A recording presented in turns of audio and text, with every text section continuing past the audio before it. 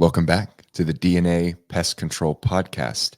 If you're listening to us, thank you for coming back. If you're watching us, welcome to the new chapter for DNA.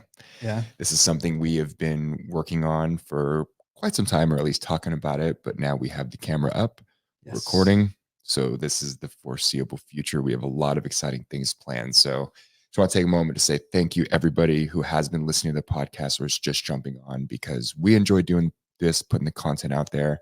Your guys' support with sharing it, liking it, commenting on our videos, all that stuff goes such a long way. So thank you.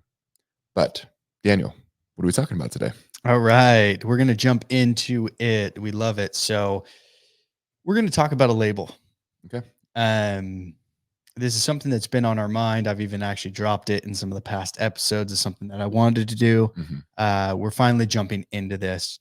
And it really goes back to past episodes that we did do. So we just did an episode on safety, right? So safety first. What the label has on it talks about safety, right? Reading the label, understanding the label is huge. So we want to do that for you guys. I didn't have someone going through the label with me when I started in the pest control industry. It was figure it out. Well, why do we use this product? I don't know. Figure it out. You got to run a route. You got to do this. You got to do that. So no one was there to kind of speed that process up. Sure. And for those who are listening, sorry, you're going to just be able to listen. But you can go to YouTube, check us out. This video will be live and we'll be going through the actual label with you. Coming back, RUPs, right? Restricted use products is a big one. And it actually had everything to do with the product, right? Can they see it up on Selontra? There we go. Got it right here. So this bait is the new gen bait in California that we're allowed to use. There's a few others. This is the main one. There's a better one out there, or they claim is better. It's a faster kill rate, but it's very expensive. This one is like the middle ground. It's going to get you what you need. Is it the fastest kill? No. Yeah. Is it the slowest? No. So it's right in the middle. And then they have one underneath that. But RUPs, restricted use products, rodenticides, this is all coming into what we're going to start to see in the future. Our pest guest, what was his name? From Mexico City. Can't believe I forgot it. I was supposed to be prepared. You were. It's all right. He talked about it as well, as there's changes throughout the world, and what he's seeing is wherever the strictest country, strictest state, that starts to trickle throughout, if it makes sense, right? Some stuff doesn't make sense and it doesn't make it further out of that county. Sure. Even. But here in the US, we've started going more strict on rodenticides. And now that is starting to trickle throughout the states, and you're going to see this. So even though you're watching, you're listening, you're outside the state of California, and you can use some of the old gen bait that we can't, don't forget, this is coming. Whether it's this product or not, it's going to happen. So be prepared for that when it finally does hit and it finally does drop. So Selontra, right? What is Selontra? Okay, the manufacturer is BASF, and this is a product that I'm willing to share with everyone. We use. Yeah. We use it at our companies. We have this. This is what are on the vehicles, right? And this kind of going through the label itself is it's going to hit on some very good things. If you guys haven't actually looked at a label, this is going to be awesome for you, because we're going to show you the label. We're going to pull up the label right now so that you can actually see what that label is and what it does and what it's going to actually tell us. So let me pull that up. Okay. So here is the specimen label. Okay. Aaron, you want to take us away on that? Of course. Some of the going from the top down. So Selontra rodent bait, very clearly at the top right here, kills nori rats, roof rats, and house mice. It also specifies that it kills other rodent species as listed on this label. Some of the things that you see on the very first page, obviously what the product is, who the manufacturer is. You're going to have your caution word, but more importantly, you have your active ingredients and your other ingredients. And before we actually get into some of the meat and potatoes of the label, just even breaking that part down on any pesticide, rodenticide, any label you pick up that has,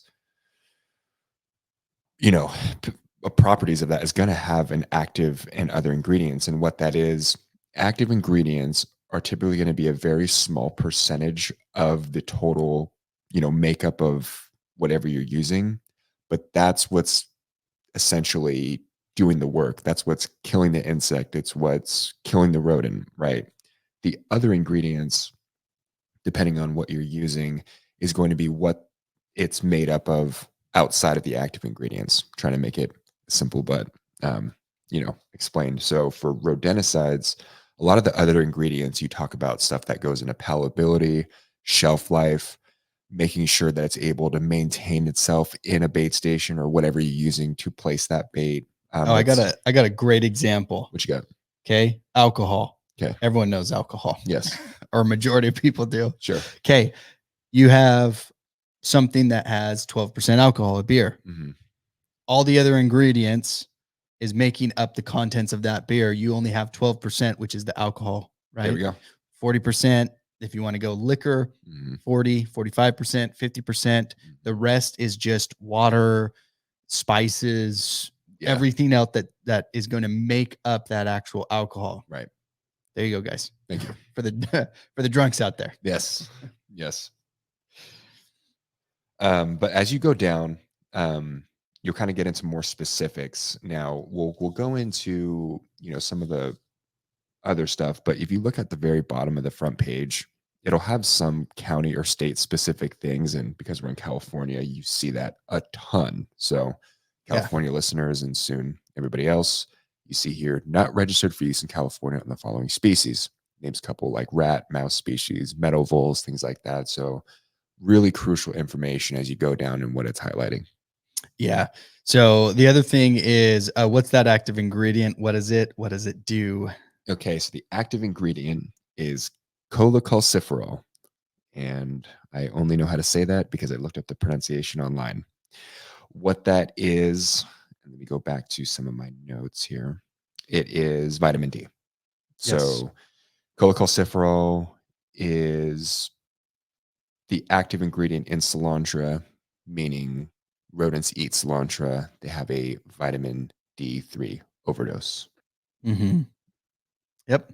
Yeah. So anything, a high amount of vitamin D is, I guess, threatening to anybody, even us. Mm-hmm. So every mammal, and the label will actually go a little bit more in depth. Yep. Now, Bitrix, if I'm saying that right. Yes. Okay. Mm-hmm.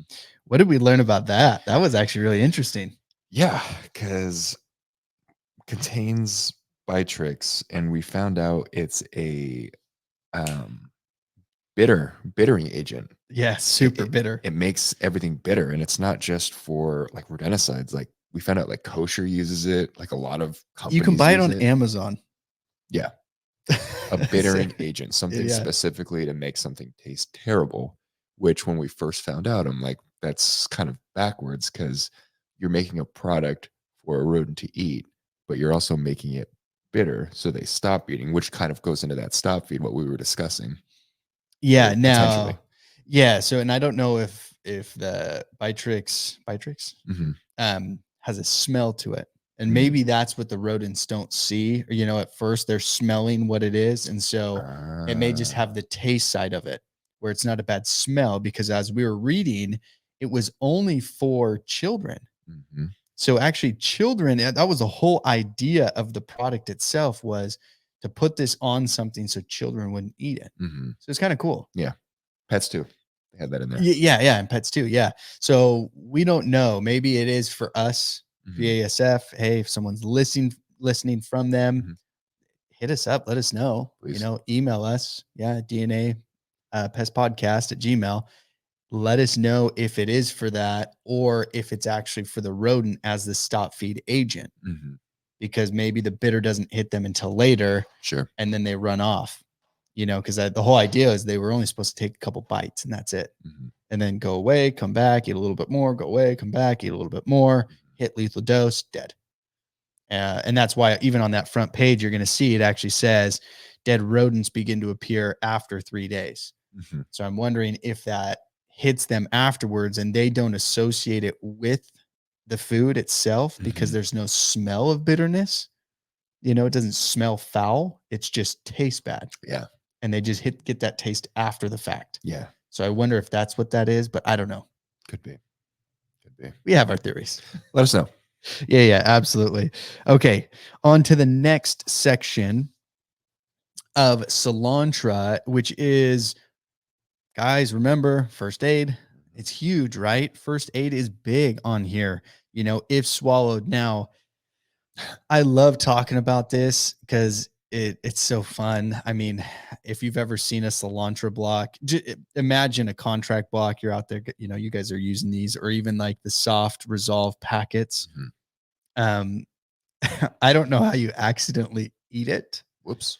Now, I guess if it got on your hands and then you were licking your fingers because you were eating some food, okay, I can see how you can accidentally ingest some, kind of, because you shouldn't be touching it without gloves anyway. Mhm. On the label, we'll get to PPE, but it's always funny, So don't swallow a block, please. Do your best. And it has plastic around it too. Yeah. Do your best. Do your best.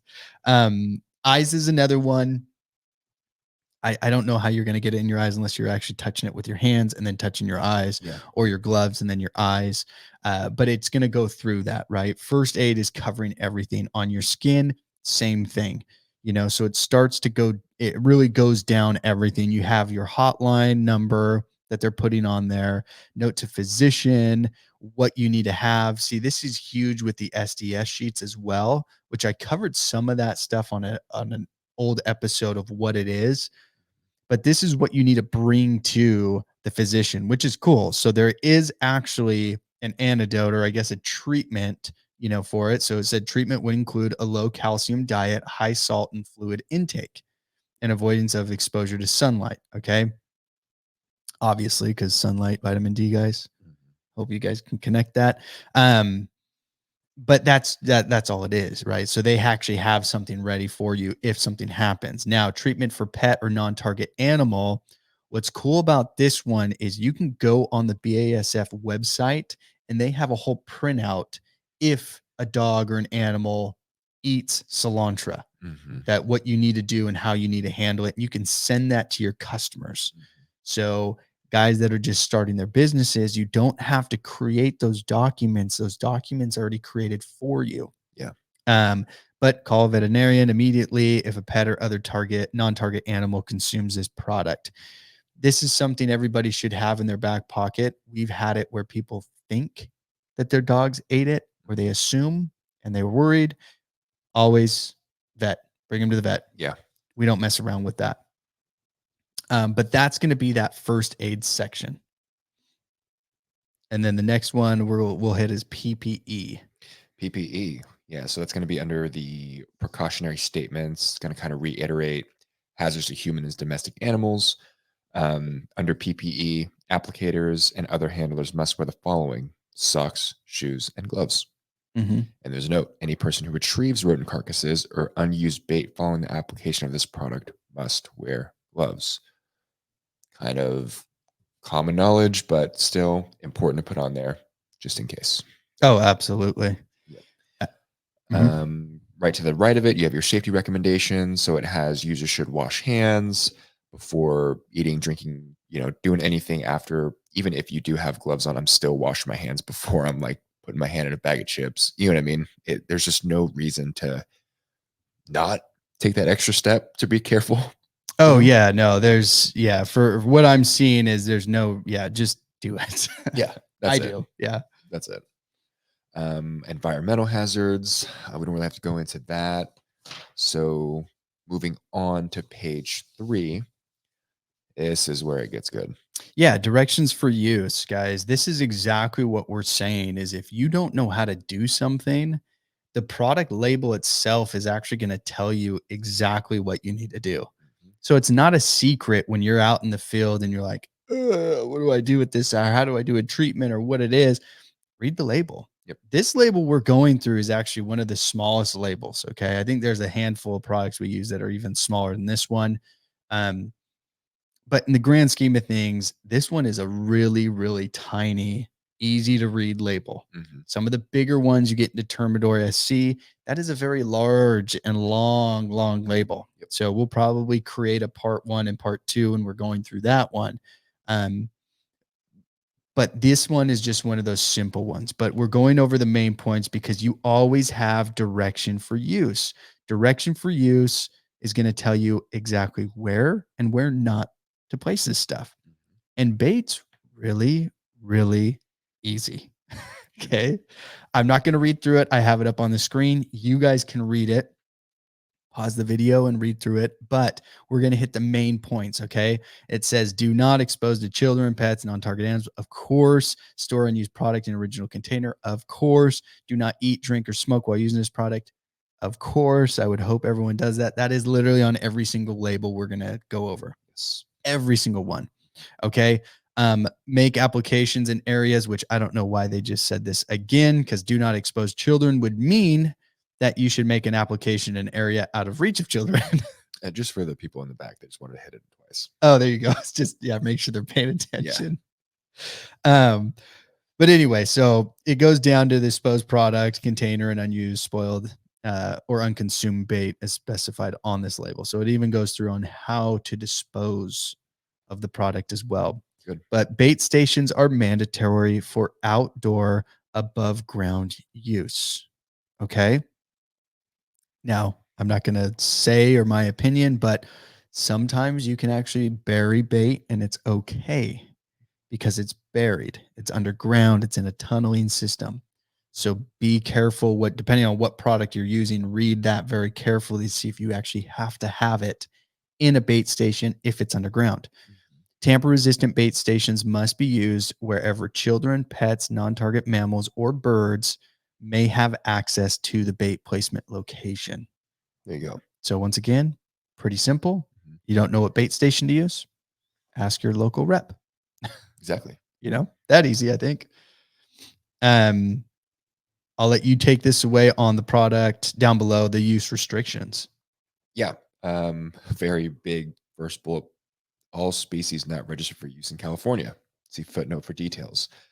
So kind of going off of the directions for use, it kind of breaks down how to use it in and around homes and other permanent or temporary residences. So you're talking like RVs, campers, side structures on a home. You also have in and around agricultural buildings, but not included to like livestock, dairy facilities, warehouses. Yeah. Right after that, it has all your do nots, which kind of are surprising when you think of a product a certain way and you realize that you've been doing one of the do nots for the past, couple years. And that's why it's so important. But Yeah. a couple of the main ones are do not use it in sewers, do not broadcast bait. That means just throwing it out everywhere. Mhm. Don't place bait near or inside ventilation ducts or openings. It's just some of those things kind of really put it in perspective. And, when we were looking at this, it's like, do not use in product in sewers. It's like, why? It's like, it's interesting to me. Yeah. They Yeah. can have Some of some of them those are. restrictions. Um, Moving on, you go into your application instructions. Again, this is all on the third page, directions for use. If you're watching, you can kind of scroll down or pause it. If you're not, you're probably using Selontra. This is right on the side of the label too. But it'll get actually into the nitty gritty on the type of pest and how to use it for that pest. So, for example, house mice, it says use one wrapped soft bait per placement. Some placements at intervals or space placements at intervals of 8 to 12 feet in infested areas, up to 2 soft baits, blah, blah, blah. Right. And it does the whole thing for Noy rats and roof rats as well. So, pretty cool to give somebody an understanding for a technician who's just getting into the industry and all they were taught by their guy they were riding along with or their manager is this product is for rats. It goes in the bait stations. You check them each service.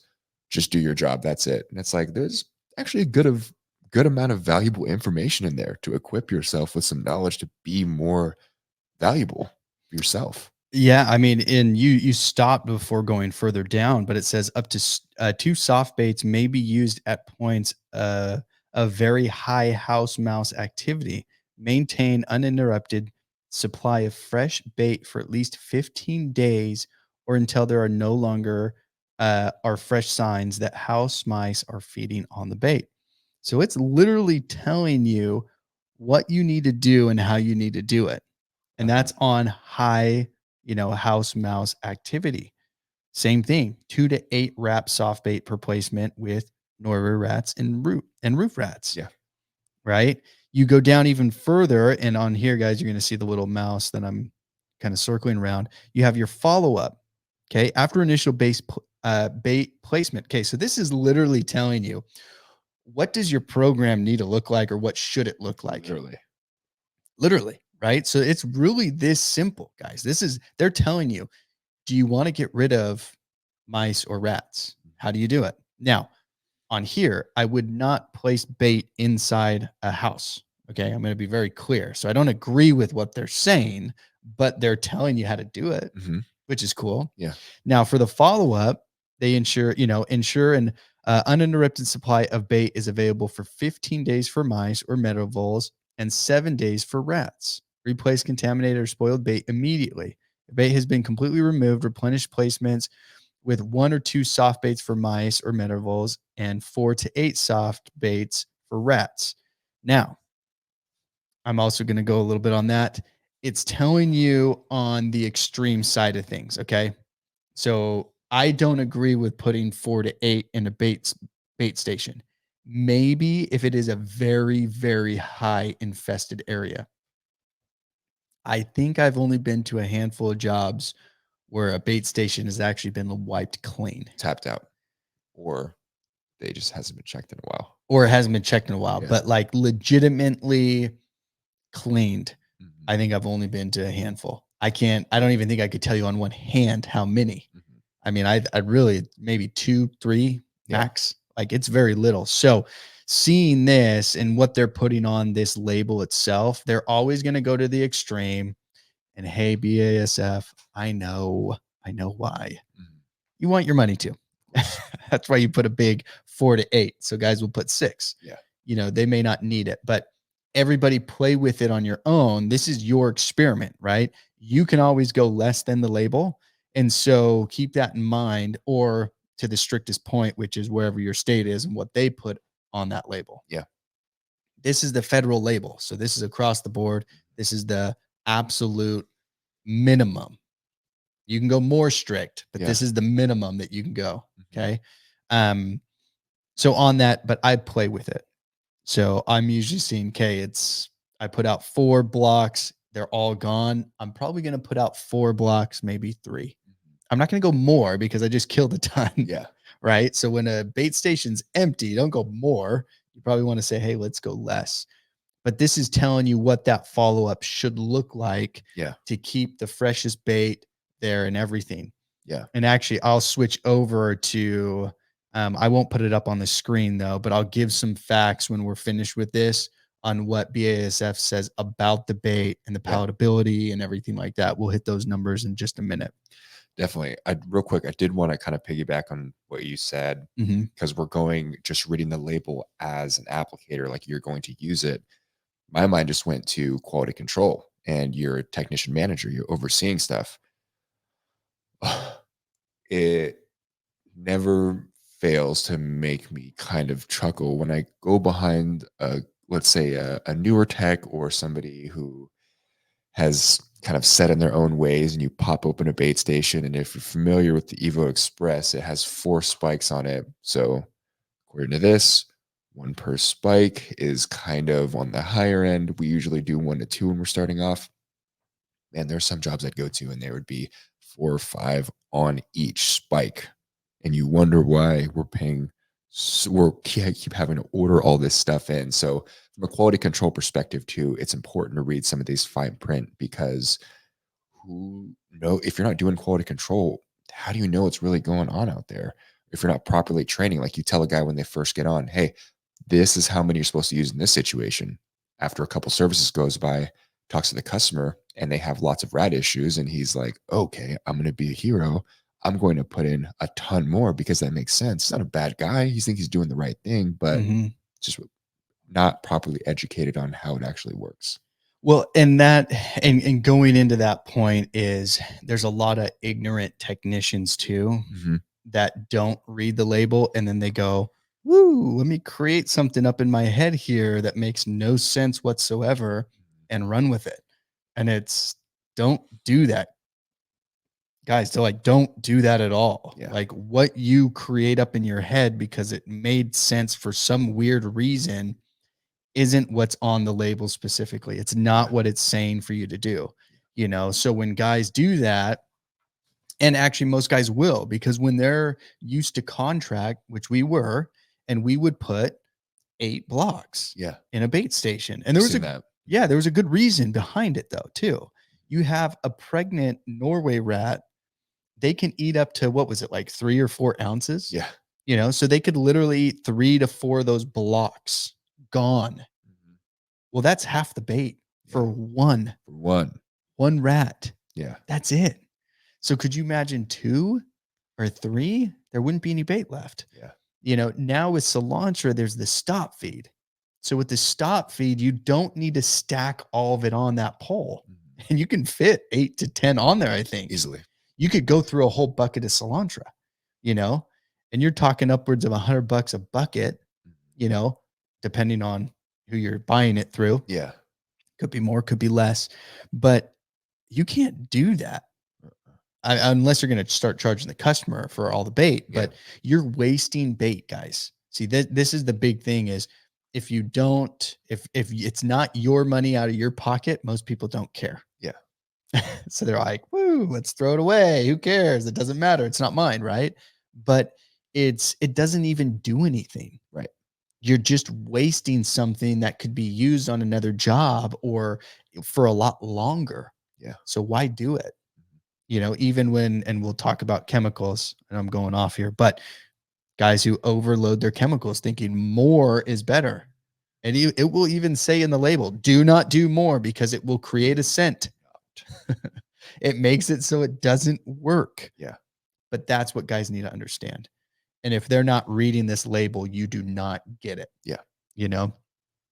Okay, moving on to the I think last section. We won't go over the very last page. You guys want to look at that, go ahead. Yeah. The warranty stuff on page 5. That's for you guys. Page 4, kind of Mhm. the last, at least on this label, you're gonna have some storage and disposal. So do not contaminate water, food, or feed by storage or disposal. Of course. Yep. Store only store only an original container in a cool, dry place, inaccessible to children and pets, and away from items with an odor that might negatively impact the palatability of the bait. Keep container closed and away from other chemicals. Goes into the pesticide disposal. So waste resulting from the use of this product may be placed in trash or delivered to an approved waste disposal facility.